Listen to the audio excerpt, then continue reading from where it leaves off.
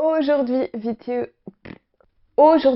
numéro 2 de la série des recettes végétariennes. Aujourd'hui, je vous propose une recette de sandwich au falafel.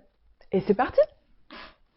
J'ai besoin de pois chiches, de la purée de sésame, un citron, du chou rouge, de la roquette, de la coriandre, de la farine, de l'ail, un oignon, du persil, de la levure boulangère, des épices et de l'huile d'olive. Je vais commencer par diluer un demi-sachet de levure boulangère dans de l'eau avec un peu de sucre. Et je vais laisser poser pendant 10 minutes le temps que ça se dilue à l'intérieur.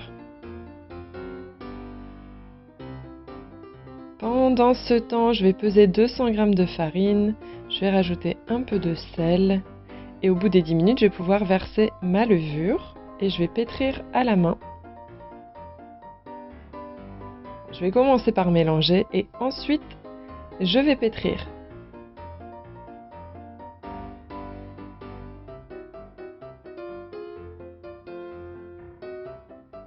Donc, le mouvement, c'est je replie. J'écrase de la pomme de main, je tourne, je replie. J'écrase de la pomme de main, je retourne, etc. Je fais ça pendant 5 minutes et ensuite je vais pouvoir huiler un peu avec l'huile d'olive ma pâte. Je vais la recouvrir et je vais laisser poser environ une demi-heure. Pendant ce temps, je vais commencer par émincer de l'ail finement. Je fais pareil avec l'oignon. Et je vais pouvoir commencer à préparer ma pâte pour les falafels. Donc, dans un grand récipient, je mets mes 250 g de pois chiches, l'ail, l'oignon, du persil, de la coriandre selon vos goûts. Et ensuite, je vais tout mixer. La pâte doit ressembler à ça. Je rajoute les épices. Donc moi, j'ai mis du piment et du ras el hanout. Ensuite, je rajoute une cuillère à soupe de farine. Je mélange et je vais pouvoir former mes falafels. Je roule des boules que j'écrase et voilà. Et je vais les faire cuire dans de l'huile. Quelques minutes de chaque côté.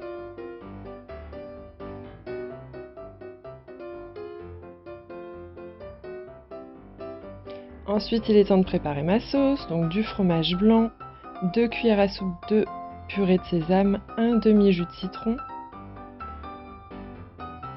un petit peu de persil, un peu de sel et je mélange le tout et ma sauce est déjà prête.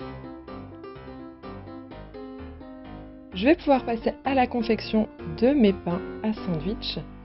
Donc je dégaze un petit peu ma pâte, puis je vais l'étaler pour qu'elle ait une épaisseur d'environ 5 mm. Et je vais la faire cuire à la poêle, quelques minutes de chaque côté. Et ensuite, il ne me reste plus qu'à faire mon sandwich. Bon appétit!